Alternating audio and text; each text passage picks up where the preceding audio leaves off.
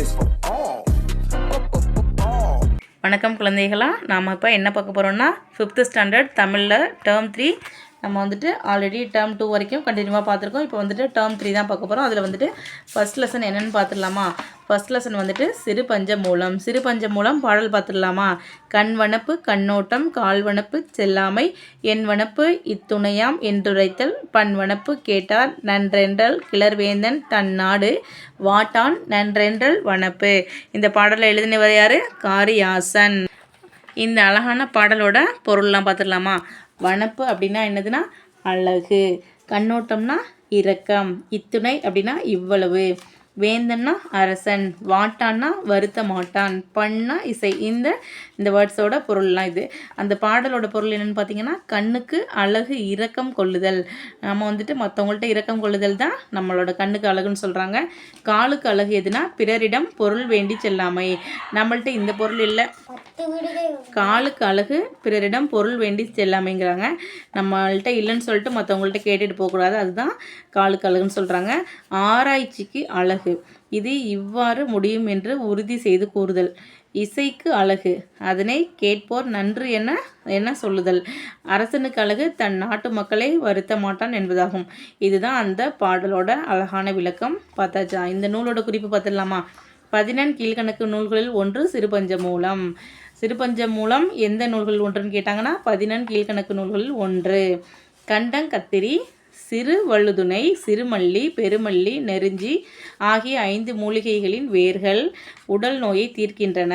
இந்த மாதிரி கண்டங்கத்திரி, சிறுவள்ளுதுணை, சிறுமல்லி, பெருமல்லி, நெருஞ்சி இந்த மூலிகையெல்லாம் வந்துட்டு உடல் நோயை தீர்க்கும்னு சொல்கிறாங்க. அதுபோல் வந்துட்டு இந்த நூலோட ஒவ்வொரு பாடலிலும் கூறப்படும் 5 கருத்துக்கள் வந்து மக்களின் மனநோயை தீர்ப்பவனாக உள்ளதுன்னு சொல்கிறாங்க. ஆகையால் இந்த நூல் வந்து சிறுபஞ்சமூலம் என பெயர் வந்துச்சான். இந்த நூலை இயற்றியவர் யாருன்னு பார்த்தோம்? காரியாசன்.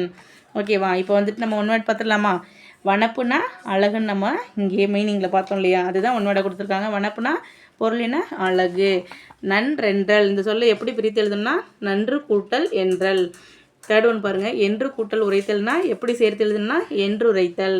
கண்ணுக்கு அழகுனா, கண்ணுக்கு அழகு எதுனா இரக்கம். இப்போ பொறுத்துக்க பார்த்துடலாமா? கண்ணுக்கு அழகு எது? இரக்கம் காட்டல். லாஸ்ட் ஒன் இஸ் கரெக்டான ஆன்சர். செகண்ட் பாருங்கள். காலுக்கு அழகு எதுன்னு பார்த்தோம்? பிறரிடம் சென்று கேட்காமை. ஆராய்ச்சிக்கு அழகு எது? முடிவு என்னவாக இருக்கும் என்று உறுதி கூறுவது தான் ஆராய்ச்சிக்கு அழகு. இசைக்கு அழகுனா கேட்பவர் நன்று என்று சொல்லுதல். நம்ம பாடுற பாட்டை கேட்டு நன்றுன்னு சொல்லணும், கிளாப் பண்ணணும். அதுதான் வந்துட்டு இசைக்கு அழகு. அரசனுக்கு அழகு எதுனா நாட்டு மக்களை வருத்தாமல் இருக்கிறது தான் அரசனுக்கு அழகு. மேட்ச் பண்ணிடுங்க. பாடலில் வந்து 2ஆம் எழுத்து ஒன்று போல் வரும் சொற்களை எடுத்து எழுதுகன்னு சொல்லியிருக்காங்களா? 2ஆம் எழுத்து ஒன்று போல் வரும் சொற்கள் பார்க்கலாமா? பாடலில் 2ஆம் எழுத்து ஒன்று போல் வருவது கண் வனப்பு, என் வனப்பு. செகண்ட் லெட்டர் வந்துட்டு சேமாக வருது, அப்போ அதை எடுத்து எழுதிக்கலாம். நெக்ஸ்ட்டு பாருங்கள். கேட்டார் வாட்டான், செகண்ட் லெட்டர் சேமாக இருக்கா? அதுதான் இங்கே எடுத்து எழுதியிருக்காங்க. ஓகேவா?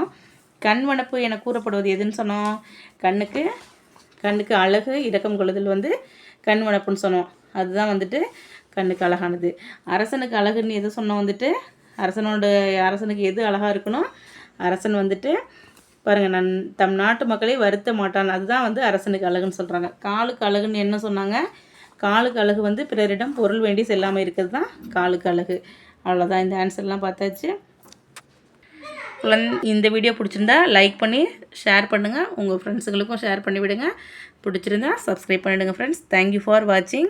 இந்த பாடலை வந்துட்டு பாடி பாருங்கள். பொருள் வந்துட்டு நல்லா படித்து பாருங்கள். படித்து புரிஞ்சுக்கோங்க. நீங்கள் வந்துட்டு மனப்பாடம் பண்ணணும்னு அவசியமே கிடையாது. இந்த பாடலோட அர்த்தம் தெரிஞ்சாலே போதும். அதுக்கான ஆன்சர் நீங்கள் வந்துட்டு சூப்பராக எழுதிடலாம். தேங்க்யூ ஃபார் வாட்சிங்.